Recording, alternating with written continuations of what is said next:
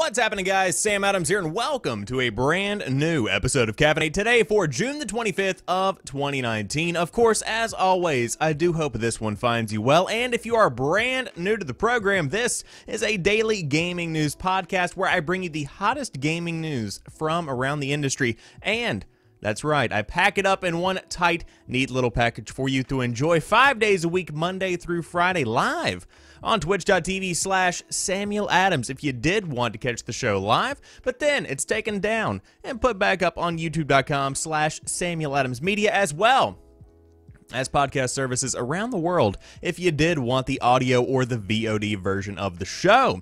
But today we are talking about the PlayStation 5 as our headliner because although the console is still over a year away, at the very least, we now know a bit of the tech behind how it plans on cutting down load times significantly, which as it stands in June of 2019 is pretty much the flagship feature of the console because the PS4 Pro looks good right now when it comes to graphical fidelity. Of course, the PlayStation 5 will inevitably take that to the next level, but load times do seem to be one of the biggest reasons to be an early adopter of next-gen hardware. On top of that, we are talking about the brand new Avengers game, and let me tell you, number one, those character models, they look awful, but I will say the team behind the game is a star-studded cast that has a pretty good reputation for making some pretty incredible experiences. We'll talk more about who is on board. Harry Potter Wizards Unite, the brand new game from Niantic, a Pokemon Go style game if you will, has earned a good chunk of cash but significantly less than its Pokemon counterpart.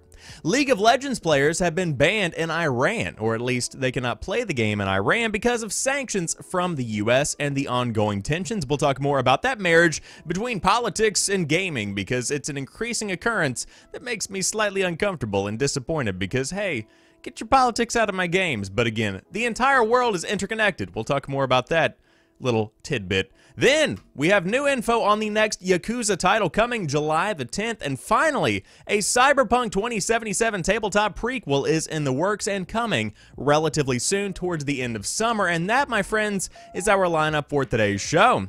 Again, if you happen to be brand new, whether you're listening to the show live on an audio version or even on youtube.com, welcome on in. But without further ado, let's go ahead and dive into today's top stories. First off, a new patent explains just how the PlayStation 5 is going to shorten loading times.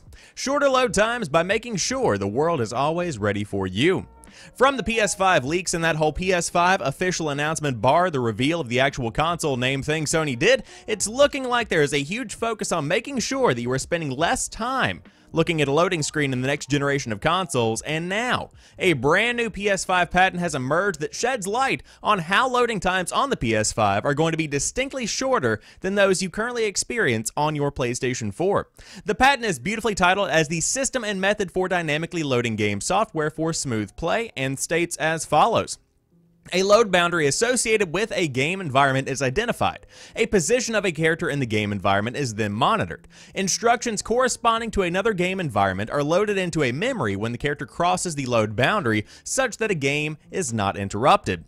Now, while that doesn't sound that sexy, it explains how the PS5 will reduce load times by focusing on preloading data. In essence, it tracks your character and loads the areas you are about to go into before you even get there. Any given area will be broken down into segments and preloaded ahead of time, allowing for a much more seamless transition between areas. From what we know of the PS5 hardware, it will use a specialized SSD drive, which will be more powerful and faster than the hardware Sony's consoles currently use, which should allow this whole process to run much more smoothly, hence the sexy patent title. So while the PS5 won't eliminate load times altogether, it should drastically reduce the time you are left staring at a loading screen, even after the screen loads. But overall, pretty cool tech here that really does push the next generation to the front of the pack, so to speak, because load times can be very, very detrimental to gameplay. But we've seen more and more games coming about that completely do away with load times altogether and kind of hide them behind game mechanics, so to speak, like an elevator level, for instance, or an elevator scene, rather. You have that kind of tool being used to kind of disguise the fact that the game is in fact being loaded in. but with the ability to completely forego any loading, to not have to paint over any loading necessarily. That really does change what game directors can do with their games and can completely and totally change the flow of a narrative when you really do think about it. But just imagine how much better God of War even could have been. A game that had no loading times to begin with, at least not on the surface. There were no loading screens, etc. Imagine what could have been done with this additional tech and what can be done whenever the inevitable sequel does end up coming out on the PlayStation 5. That gets me very excited. But overall, the tech sounds like it is definitely there. Of course, whenever you first hear about faster loading times, you immediately think SSD. But although that is the case for the PlayStation 5, that's not the only piece of tech behind making your loading times a little bit faster. In fact, maybe even no loading times at all. That sounds really nice, doesn't it? Sounds really, really nice. But if you did want to pick up a PlayStation 5, again, no release date has been announced, but with the Project Scarlet coming from Microsoft in fall/winter of 2020, it's looking like we could be getting a competitor there shortly after, maybe the fall/winter of 2020 as well, or even the spring or fall sometime in 2021. Yet to be determined at the time of this podcast. But at the same time, very exciting time for the gaming industry because everybody is talking about the next generation of hardware. Oh God, I love it. I absolutely adore it. However, let's move on and talk about this brand new Avengers game because it should actually come out on PlayStation 5 and whatever Project Scarlet will end up being called at some point, along with the PS4, the Xbox One, and the PC. But the new Avengers console and PC game brings on devs from Call of Duty and God of War. Crystal Dynamics says it has cherry-picked the best of the best for the new Avengers game. The new Avengers game from Square Enix that was revealed at E3 this year has some big names behind it. It was already confirmed that Naughty Dog veteran Sean Escage, I apologize sincerely for that pronunciation, is the game's creative director, and longtime EA Visceral developer Stephen Barry is game director. And now we have learned a few of the other names working on the PS4, Xbox One, and PC title. It's a pretty impressive lineup. Crystal Dynamics studio head Scott Amos told GI Biz that the developer also hired Dave Fifield to work on multiplayer and Vince Napoli for combat design. Fifield worked on a number of Call of Duty games at Activision, while he also contributed to the Halo series at Microsoft. Napoli, meanwhile, recently worked on Sony, where he was lead systems designer for God of War. Specifically, he oversaw the development of Kratos' axe, chain blade, and shield/bare hand combat design. Imagine with me, my friends, the shield combat of God of War combined with Captain America. That is the biggest standout feature from this entire article. We cherry-picked the best of the best and said, let's put this together in a new way for something bigger than we've ever done. Amos said, you could say the Avengers assembled for the Avengers game. Ha ha, dad joke. Had that one when I was picking out the stories. Square Enix appears to be putting a lot of muscle behind the new Avengers game. It's assembled 5 studios to jointly develop the title, including Crystal Dynamics in Redwood Shores, California, as well as sister studio Crystal Northwest in Bellevue, Washington. Nix's Software in the Netherlands is also contributing to the Avengers, while Eidos Montreal is also working on it. In addition, Square Enix Japan has a tech group contributing to the new title. We've literally had to put these 5 studios together and say we are doing this. Tomb Raider, awesome. Rise of the Tomb Raider, even better. Shadow of the Tomb Raider, and it's like, no, we are going beyond the boundaries, Amos said. The new game launches in May of 2020, although it does sound like it is going to be a live action game that continues to grow and evolve as time goes on, a game as a service, if you will. But of course, you have the star-studded cast of the likes of Troy Baker, Laura Bailey, Nolan North, Travis Willingham, and Jeff Shine, if you did need a couple of names to drop during your discussions with your friends about the brand new Avengers game. But you might be saying, Sam, why did they have 5 studios working on this title? Because it is an Avengers game. Do you know the amount of copies it will sell? Even if you are completely and totally disassociated with the gaming industry and you just happen to have a PlayStation 4 and you might be one of those people that pick up Madden and Call of Duty every year, the Avengers has become such a household name that any kind of game that is on a store shelf is going to sell like hotcakes. That's really what it comes down to. Now, you might approach this one with a bit of hesitation, but make no mistake, this is not a movie tie-in game. It's not going to be riddled with microtransactions. It's going to be a game that is genuinely built in a way that is similar to that of the Spider-Man game from Insomniac, where it is its separate own entity. That sounds like something that's very appealing, because I feel like we've gotten accustomed to having these big names associated with a subpar experience just because we assume that it's going to be some kind of movie tie-in, or it's going to be some kind of corporate selling out of the IP to just make a quick buck. But no, that doesn't appear to be what's happening here with Square Enix. But very exciting times nonetheless for fans of Marvel and for fans of the Avengers. Of course, that's pretty much been the case for the better part of the past 10 years, because man, there is always some kind of Marvel thing rolling out, and this Avengers game is simply the next iteration of what is coming down the pipe. But again, if you do want to pick it up, coming out in May of 2020 on PS4, Xbox One, and PC. And again, it should grow and evolve with time, with more and more missions, more characters, presumably, coming out as the years roll along.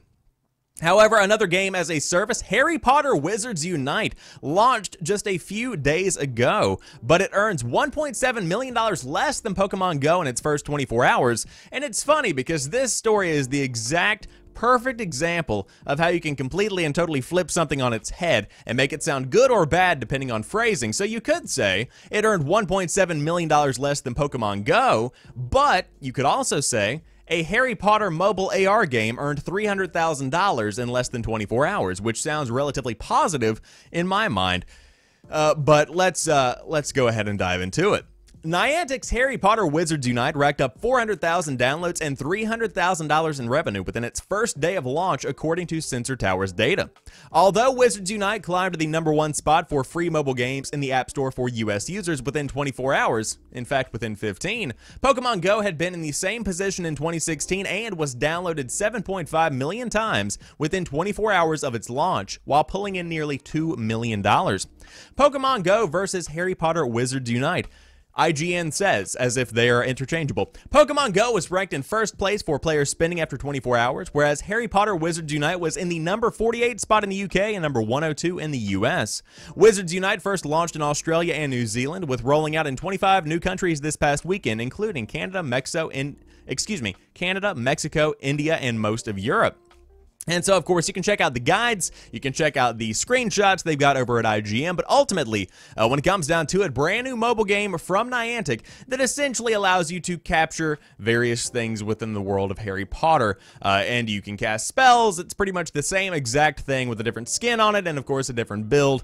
I can hear the ravenous footsteps, if that's a thing, of the crowd of people that say, this is not like Pokemon Go, excuse me, this is completely and totally different. The mechanics, they're completely separate from, you have a wand in this one and you can cast, you have to, Dobby's a free elf. Like, you have, I understand, these are two different games.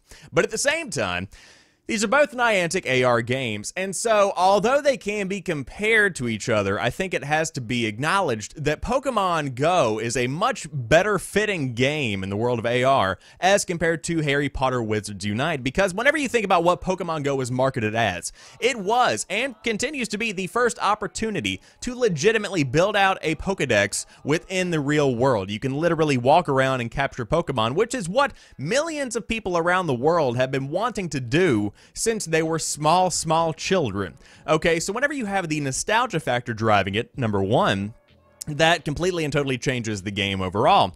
#2, Harry Potter, although there is still a huge fan base, it just doesn't have that same appeal in the world of AR. It's not necessarily the same level of hype as compared to something like Pokemon, which makes sense because, again, so many people played and continue to play Pokemon, while Harry Potter, although it's still popular, not nearly as big on a global scale as Pokemon. That's just what it comes down to.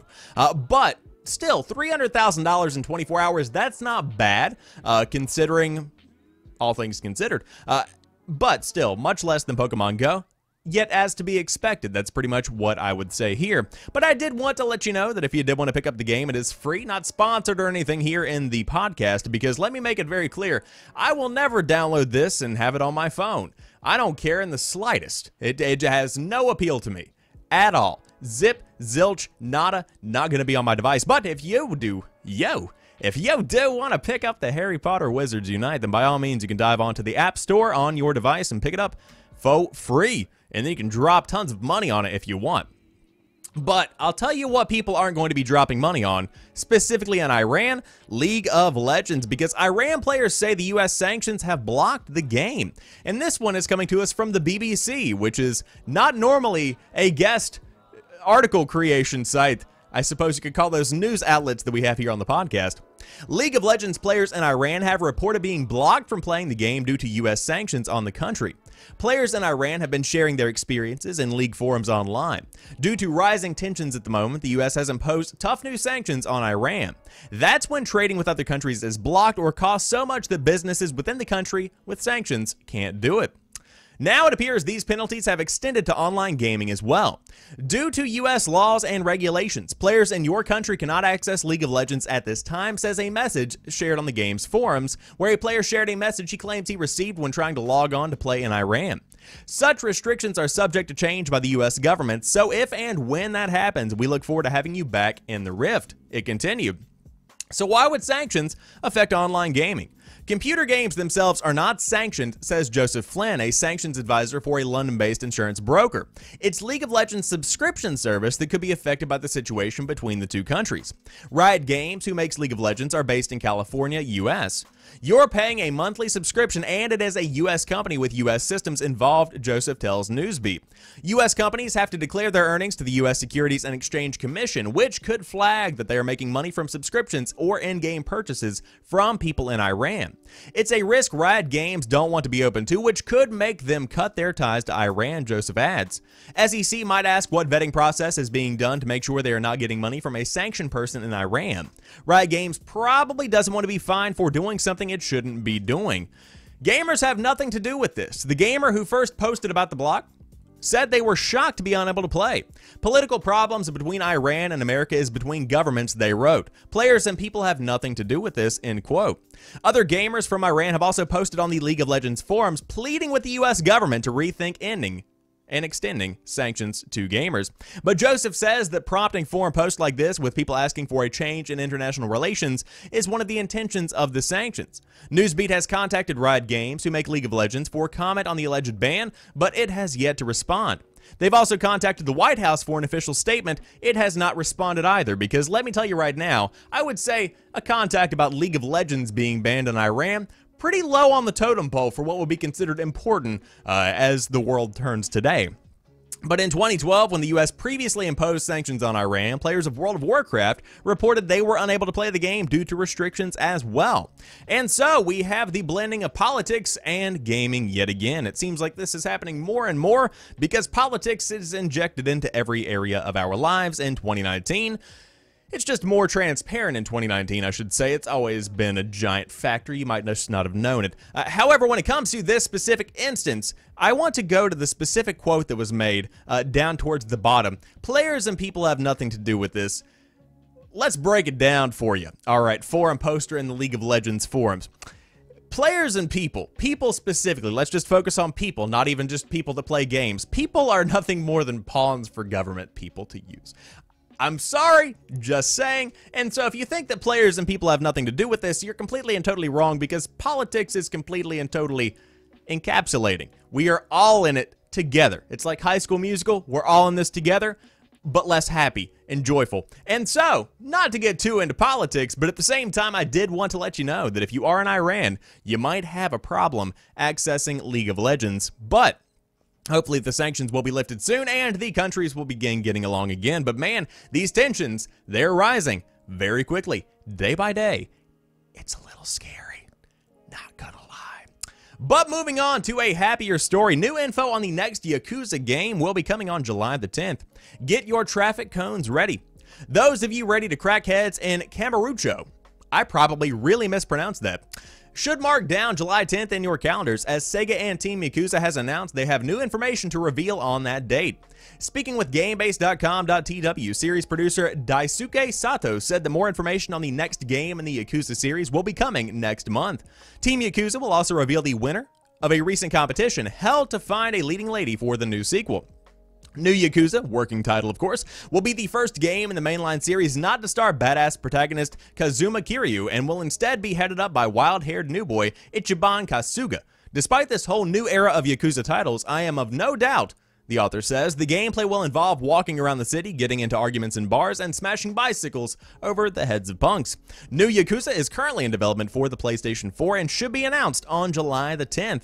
And so if you do want to check out the brand new Yakuza game, just a few days away from the announcement, and hopefully we should be getting some kind of maybe fall 2020, spring 2020, or excuse me, I apologize. That's not going to be that far off. Fall 2019, spring 2020 release date of some kind. But it seems like more and more Yakuza games are being pumped out. Very shocking to see actually, because there's a lot of Yakuza coming out. Of course, many of these are remakes, many of these are re-releases, but it does seem to be that Yakuza is a growing property. A lot of people are becoming Yakuza fans more and more day by day. And so, hey, a brand new game sounds pretty good because it does bring more of what the people want.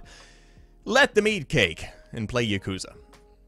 It's a pretty good combination. Cyberpunk 2077 Prequel, a tabletop RPG starter kit, will be out this August, and our final story of the day, a pretty cool one at that. Now, I do want to remind you all, I'm not sure if the article goes into this, but Cyberpunk 2077 isn't just a standalone game. It's an intellectual property that has been around for a hot minute. In fact, Cyberpunk 2020 was originally a tabletop game to begin with, so essentially the game is being built off of that foundation, which is pretty cool, a fun fact to know. And it's cool to see it coming back to the tabletop genre. If you are looking forward to the release of Cyberpunk 2077 on April 16th, 2020, then you are going to love the official prequel. It's called Cyberpunk Red, and it is the latest version of the original tabletop role-playing game, Cyberpunk 2020. A new starter set titled Cyberpunk Red Jumpstart Kit will go on sale August 1st at Gen Con, the US's largest tabletop gaming convention. The full version of the TTRPG will be available at a later date. Publisher R. Talsorian Games released a starter kit official box art today, along with the first images of the custom die that will be bundled inside. At this year's E3, creator Mike Pondsmith revealed that he's been spending a lot of time unifying the timelines of the original tabletop game and the upcoming video game from CD Projekt Red. That means that the Jumpstart Kit will be the first official peek at the franchise's updated lore. In addition to a lore book and a set of custom die, the starter kit comes with a full adventure scenario specifically made for new players, a set of in-universe news clippings, 6 pre-generated character templates, and 4 physical maps. Cyberpunk Red Jumpstart Kit will go on sale at Gen Con 2019 in Indianapolis, where it will be available at the R. Talsorian Games booth for $29.99. That same day, a digital version will also be available at DriveThruRPG.com, and then physical sales will go on sale at a later date through the official R. Talsorian online store. Fans can still get the original Cyberpunk 2020 online, however, physical copies are currently out of stock. The publisher even sold through the extra stock it ordered in advance of this year's E3. Quote, after E3 last year, we saw a rise in sales of roughly 400%, a representative told Polygon via email. This year, the increase in sales wasn't quite as high because we've had a steady flow of customers interested in Cyberpunk 2020 and its sourcebook since then. There was a nice bump of interest, which was enough to deplete our stock, even though we had specifically ordered additional copies printed before E3 in anticipation of the rise in sales. In other words, despite ordering extra copies from our printer, we sold out and are grateful to everyone for their interest in Cyberpunk.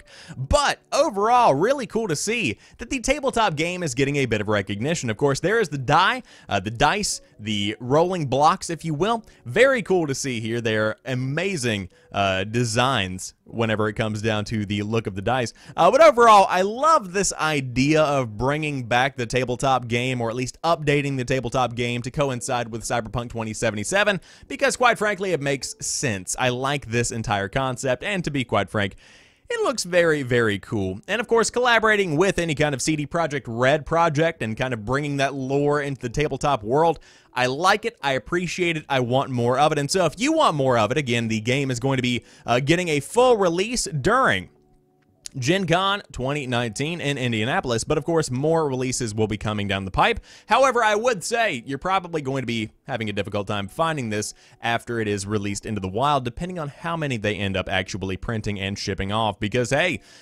this could be a pretty hard game to find. Now, I will say in the chat, no Keanu Reeves bobblehead included. I'm disappointed, but it's okay, because you know what? This is still breathtaking. You're breathtaking. You're all breathtaking, and you know what's breathtaking? You made it to the end of the podcast. I appreciate you taking the time out of your day to check out the show. And again, if you are brand new here, Caffeinate is hosted 5 days a week, Monday through Friday at 7 a.m. Eastern Time, live on twitch.tv/Samuel Adams if you did want to dive in and check out the show. But on top of that, it's taken down, put up on YouTube and podcast services around the world of your choosing. Spotify, Apple Podcasts, Google Podcasts, everything you could possibly imagine, thanks to the beautiful, illustrious Anchor.fm. But until tomorrow, you guys have a fantastic rest of the day. I am going to be playing Battlefield 5 because, man, the newest update is absolutely solid. But until then, have a fantastic one, and peace.